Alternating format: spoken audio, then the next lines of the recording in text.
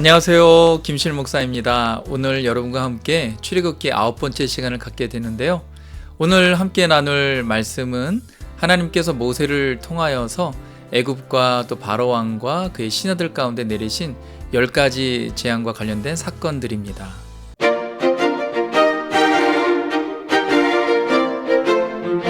자, 지금부터 10가지 재앙을 함께 외워보는 시간을 갖도록 하겠습니다. 지난주에 이어서 이번에도 저와 여러분에게 도전이 될 텐데요. 함께 한번 살펴보는 시간 갖겠습니다. 자, 첫 번째 10가지 재앙 맨 처음이 뭘까요? 네, 첫 번째 재앙은 나일강이 피로 변하는 재앙입니다. 두 번째 재앙은 개구리 재앙이고요. 세 번째 재앙이 흙이 티끌이 이로 변하는 재앙입니다. 네 번째 재앙이 파리 재앙이고요. 다섯 번째가 가축이 돌림병으로 죽는 재앙입니다. 자, 다시 한번 해볼까요? 자, 첫 번째가 뭐라고요? 나일강이 피로 변하는 재앙. 두 번째가 개구리 재앙이고요. 세 번째 이재앙, 네 번째 파리 재앙, 다섯 번째가 돌림병 재앙입니다. 자, 이제 여섯 번째 재앙이 뭘까요? 독종 재앙입니다. 네, 일곱 번째 재앙이 우박 재앙. 여덟 번째 재앙이 메뚜기 재앙. 이 메뚜기 재앙이 굉장히 큰 재앙입니다. 그 다음에 아홉 번째 재앙이 흑암 재앙이고요. 마지막 열 번째 재앙이 장자가 죽는 재앙입니다. 다시 한번 해볼까요? 여섯 번째 재앙이 독종, 일곱 번째 재앙이 우박, 여덟 번째 재앙이 메뚜기, 아홉 번째 재앙이 흑암, 마지막 열 번째 재앙이 장자가 죽는 재앙입니다. 자, 이제 복습 한번 해볼까요? 자, 첫 번째가 뭐라고요? 나일강이 피로 변하는 재앙, 두 번째 개구리 재앙, 세 번째 이재앙, 네 번째 파리 재앙, 다섯 번째 돌림병 재앙, 여섯 번째 독종 재앙, 일곱 번째 우박 재앙, 여덟 번째 메뚜기 재앙, 아홉 번째 흑암 재앙, 열 번째가 장자가 죽는 재앙. 자, 여러분 어떠셨습니까? 우리 10가지 재앙을 다 한번 외워보셨나요? 여러분들 잘 성역 공부하시고 이 성역 공부에 잘 참여하셨는지 또 다 외우셨는지 밑에 보시면은 유튜브에 여러분 테스트가 있습니다. 클릭하시면 여러분 시험 문제가 나오는데 한번 여러분 잘 외우고 계시는지 한번 확인해 보시기 바랍니다.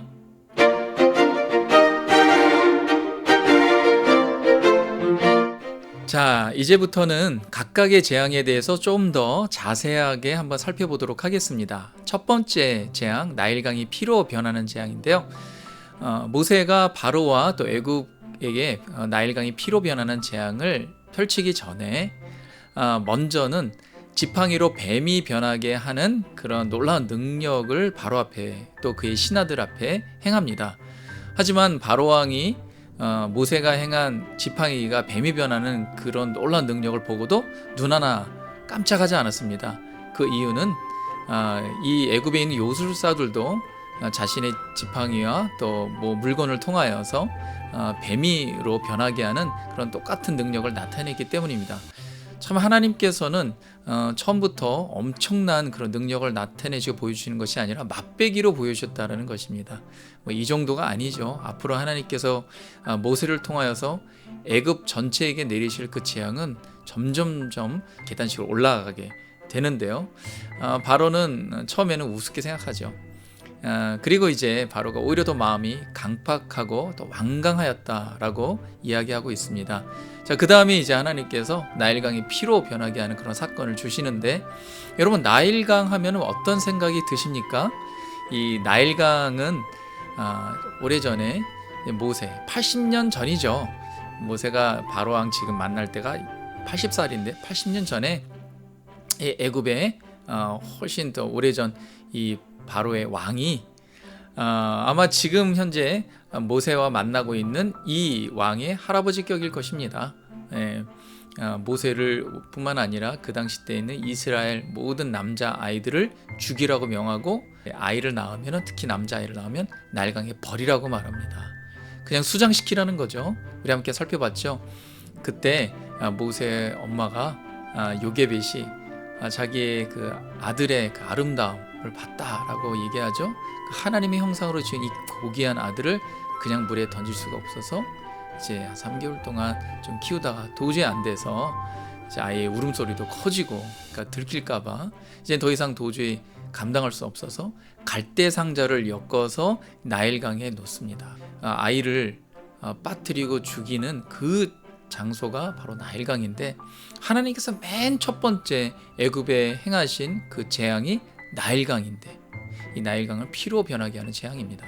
여러분, 나일강은 어떤 곳입니까? 애굽에게 있어서는 소우신과 같고 생명줄과 같은 신적 존재입니다. 이 모든 10가지 재앙은 실은 단순히 자연 세계를 통하여서 애굽을 괴롭힌 것뿐만 아니라 애굽이 믿고 있는 그 우상, 그 신들을 향한 하나님의 전쟁 선포입니다.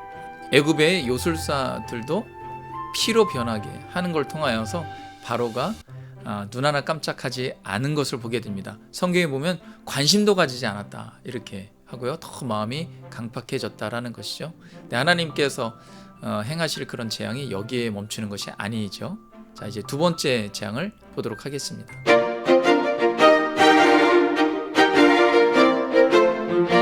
자, 이제 두 번째 재앙은 개구리 재앙입니다. 개구리도 애굽의 신 중에 하나이죠. 이 개구리를 하나님께서 온 애굽의 모든 곳, 왕궁뿐만 아니라 평민에 이르기까지 이 개구리가 사방천지에 많이 무수하게 많도록 그렇게 재앙을 내리십니다. 개구리를 신으로 섬길 때는 그 신이 어떤 도움이 되기 때문에 섬기지만, 그러나 이 개구리라는 신이 오히려 그들에게 독이 되고 또 오히려 힘들게 하는 그런 존재가로 전락하게 되는 것이죠. 이 개구리가 사방 천지에 있으니까 이제 바로 왕이 이제 더 이상 힘들게 됩니다. 이때는 좀 관심을 갖게 돼요. 근데 여기 보면은 개구리도 요술사들이 뭔가 이렇게 나타내게 합니다. 개구리를 이제 없는 데서 있게 탁 만드는 뭔가 그런 요술을 부리는 것이죠. 그런 개구리까지는 그렇게 합니다. 하지만 이제 바로가 너무나 사방천지에 있는 개구리로 인하여서 일상생활을 거의 할 수 없게 되니까 이제 모세를 부릅니다. 모세를 불러서 이제 내가 너희의 말을 듣겠다, 하나님께 간구해라. 그래서 좀 개구리 제발 좀 없애달라. 그러니까 모세가 이제 나일강에만 개구리가 있게 하겠습니다. 그래서 우리가 원하는 대로 이스라엘 백성들을 이제 떠나 보내십시오. 근데 바로가 그렇게 하겠다라고 그냥 편하게 얘기합니다. 이제 모세가 그 다음 날 정말 기적과 같이 이 개구리가 없어지도록 하나님께 간구함을 통하여서 완전히 애굽 땅에 개구리가 없어지지만 무더기로 쌓이게 되죠. 이제 다 죽게 됩니다. 죽으니까 이제 개구리 악취 냄새가 온 애굽의 사방천지에 다 이렇게 퍼지게 되죠. 자, 그런데 여기서 바로가요, 마음이 완악한 것이 없어지지 않습니다. 성경에 보면 뭐라고 되어 있냐면, 바로가 숨을 쉴 수 있게 되니까 이스라엘 백성들을 노예에서 해방시키려고 하는 그런 마음이 완전히 접게 되고 마음이 더 완강히 됐다, 이렇게 말씀하고 있습니다.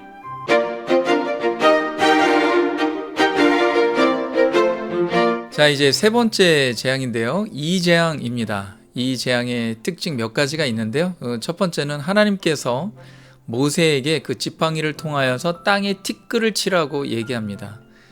땅을 치는 것도 아니고 땅에 티끌을 이렇게 치는데요, 이 모세가 이 가지고 있는 지팡이를 갖고 땅에 있는 티끌이 뭐냐, 흙먼지입니다.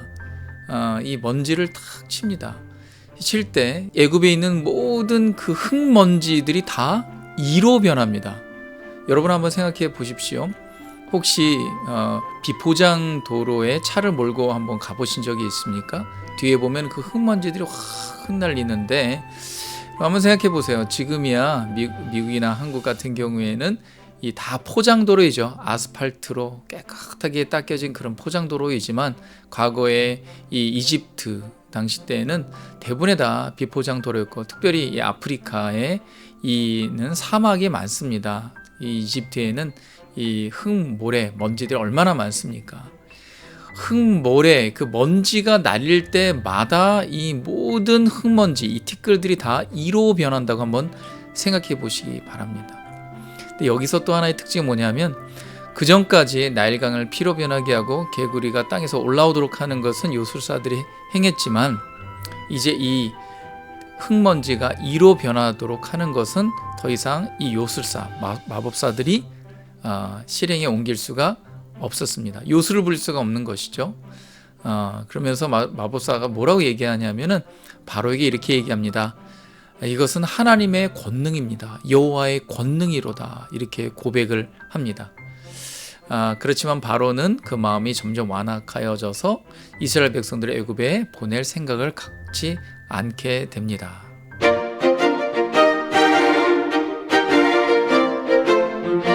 자, 네 번째는 파리 재앙입니다. 이 파리 재앙에 또 몇 가지 특징이 있는데 그 첫 번째는요. 파리 때 재앙이 온 애굽에 다 내릴 때 이스라엘 백성들이 있는 고센 땅에만 이렇게 구별되어서 그 땅에만 파리떼가 있지 않았습니다. 참 이것이 하나님의 놀라운 그 보호하심과 자기의 백성들을 살피시는 신실하신 하나님, 언약의 하나님, 여호와 야훼 하나님이심을 우리가 볼 수 있는데요. 애굽 땅에는 온 파리떼로 인하여서 왱왱왱 거립니다. 그렇지만 고센 땅에는 파리떼가 전혀 없었습니다. 자, 그 다음에 또 하나의 특징이 뭐냐면 이 바로가 이 모세를 부릅니다. 이 파리떼로 인하여서 온 애굽이 황폐하게 되고 완전히 망가지게 되니까 모세를 불러서 하나님께 제사할 그런 일을 내가 허락하겠다라고 얘기하면서 뭐라고 제안하냐면 이 땅에서, 이 애굽 땅에서 너희가 하나님을 제사드리면 안 되냐, 하나님께 예배하면 안 되냐. 그 모세가 안 됩니다. No, 절대로 안 됩니다. 만약에 이 땅에서 제사를 드릴 경우에는 애굽 사람들이 우리를 싫어해서 다 죽일 수도 있습니다. 돌로 쳐서 우리가 다 맞아 죽을 수도 있으니까 여기 이 땅에서는 안 되고 사흘길 좀 떨어진 곳에 거기서 하나님께 예배하고 제사드리게 해 주십시오. 그렇게 바로에게 모세가 말하니까 바로가 멀리 가지 마라. 가까운 데 가서 하나님께 제사하면 좋겠다. 내가 너희를 보낼 테니까 그렇게 파리떼만 제발 좀 애굽 땅에서 좀 떠나게 하라. 그렇게 모세에게 이야기하니까 모세가 알겠습니다 하고 하나님께 간구하여서 파리떼가 애굽 땅에서 없어지니까 바로가 또 마음을 완악하게 합니다. 완강하게 강팍하게 하여서 이제 이스라엘 백성들을 애굽에서 내보내지 않습니다.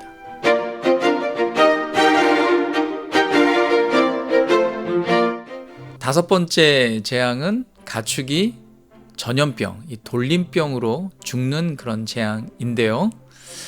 가축은 의식주 중에 굉장히 중요한 먹거리입니다. 그리고 또 하나는 이 애굽 사람들은 또 가축들도 신으로 섬겼습니다.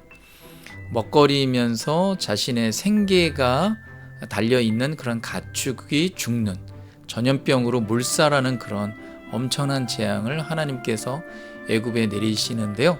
여기에도 이제 몇 가지 특징이 있습니다.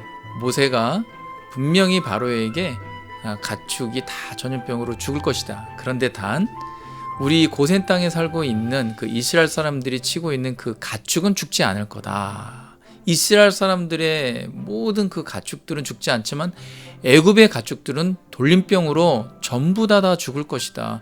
이렇게 재앙을 선포합니다. 이제 애굽에 있는 그런 가축들이 돌림병으로 확 다 죽게 되는데 고센 땅에 있는 이스라엘 백성들의 가축은 죽지 않는 것입니다.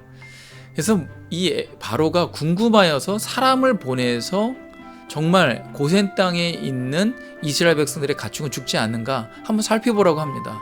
근데 사람들이 가서 고센 땅에 있는 이스라엘 백성들의 가축을 보니까 너무 평안한 거예요. 죽는 가축들이 없이 건강하게 풀을 뜯고 다 살아있는 것입니다. 하지만 바로가 그 엄연한 확연한 차이를 보면서도 마음이 완악하여서 이스라엘 백성들을 보내지 않습니다.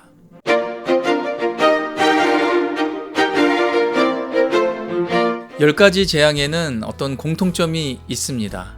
지금까지 5번의 그 재앙들을 여러분과 함께 살펴봤는데요. 지금 5번의 재앙을 보면서 여러분들 중에는 낌새를 챈 분이 있을 것입니다. 이 공통점, 재앙과 관련된 어떤 공통점, 사이클이 있다라는 것을 아마 아셨을 텐데요. 첫 번째는 이것입니다. 하나님께서 모세와 아론을 바로에게 보내시는데 그 보내시면서 말씀을 주십니다. 어떤 말씀이냐? 내 백성 이스라엘을 애굽에서 보내라 라는 것이고요. 보낸 이유가 이제 광야에서 나를 예배하고 나를 섬기고 나에게 제사할 것이다 라는 그런 말씀 선포입니다. 이 말을 순종하고 따르면 재앙이 임하지 않을 것이고 만약에 따르지 않으면 재앙이 임할 것이다. 근데 이제 두 번째가 바로가 그 말을 듣고 듣지 않죠. 한 번도 들은 적이 없습니다. 절대로 안 된다. 그 말 우습다. 뭐 그런 말이 있느냐? 말 같지도 않은 말 하지 마라. 그게 두 번째 이제 바로의 반응이고요. 노라는 반응이죠. 절대로 안 돼. 그래서 이제 세 번째가 재앙이 임합니다. 재앙이 임하면서 그 재앙이 점점 더 세지죠. 이제 바로가 그 재앙 때문에 나라가 힘들고 또 본인도 삶을 살 수가 없으니까 이제 바로는 모세와 아론을 부릅니다. 모세와 아론을 불러서 이 재앙을 좀 멈춰달라. 그렇게 부탁을 합니다. 이 멈춰주면 내가 이 백성을 보내겠다. 너희가 원한 대로 하도록 하겠다. 라고 이야기를 합니다. 자, 그것이 네 번째이죠. 근데 다섯 번째는 어떤 일이 있냐면은 재앙이 멈추면서 바로의 마음이 변하게 되죠. 백성을 보내겠다라는 그런 약속은 전혀 지키지 않고 그리고 오히려 더 마음이 완강하여서 이제 이스라엘 백성들을 더 억압하고 더 목을 죄이죠. 자, 그것이 이제 이 사이클입니다. 그때 하나님께서 또 이제 모세와 아론에게 바로를 만나게 해서 이런 재앙을 듣지 않으면 재앙을 보내겠다. 이렇게 사이클이 계속 이어집니다. 공통점이죠. 첫 번째가 뭐죠? 말씀을 선포하게 하죠. 두 번째는 바로가 그 말을 듣지 않죠. 세 번째 재앙이 임합니다. 네 번째 바로가 돌이키는 것처럼 해서 이제 재앙을 없도록 하죠. 그런데 다섯 번째 재앙이 없어지니까 바로가 되게 마음이 더 완악하게 되어서 이스라엘 백성을 보내지 않게 되죠. 그렇게 공통적인 사이클을 통하여서 10번째 재앙까지 가게 됩니다. 이번 출애굽기 9번째 시간은 5가지의 재앙에 대해서 먼저 살펴봤는데요. 이제 다음 주에는 나머지 10번째까지 6번째서부터 10번째의 그 재앙을 함께 여러분과 살펴보도록 하겠습니다. 이번 한 주간도 주님과 함께 기쁨으로 동행하시고 하나님이 우리와 함께 하시는 임마누엘 되시는 신실하신 주님을 바라보며 승리하시는 하루하루 되시길 주님의 이름으로 축복합니다. 샬롬.